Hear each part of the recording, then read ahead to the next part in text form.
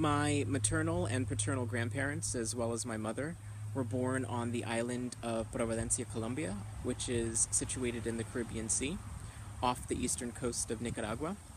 And my grandparents spoke an English-based patois similar to what one might hear in Jamaica, as well as Spanish.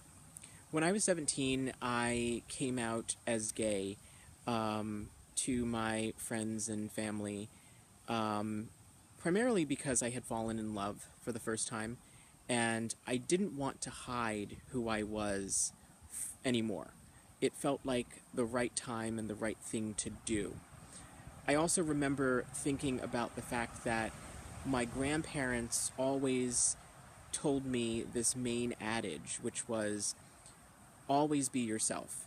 Don't let others define you, or don't let others speak for you, or don't let others peer pressure you into thinking or believing that you have to be something else or someone else for them or for their sake. And so that was something that was very important for me. And I felt empowered at 17 years old to do so. When I was 22 years old, I moved to the northeastern part of Connecticut to attend graduate school at the University of Connecticut. And I felt like maybe I could be a little freer in terms of discussing my sexuality with friends, possibly colleagues. And at times I do feel free to express myself and to tell people I am in a relationship with my partner for the past 10 years. But other times I don't feel as comfortable. I often feel like I have to not necessarily hide anything about my relationship or about my sexuality, but that I shouldn't divulge too much information. At times I have recognized how certain people feel uncomfortable when my partner and I state that we are a couple.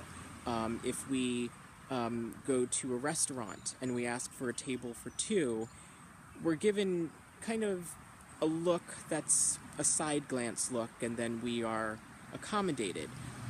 Whereas if we were to go anywhere in Europe, in particular Amsterdam, that wouldn't have been an issue.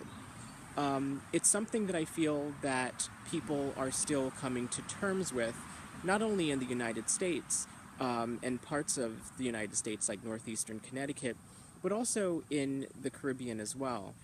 In 2009, when I visited Providencia on a Mellon Mays University Fellows travel scholarship, I was there for about 2 weeks, and I was 28 at the time.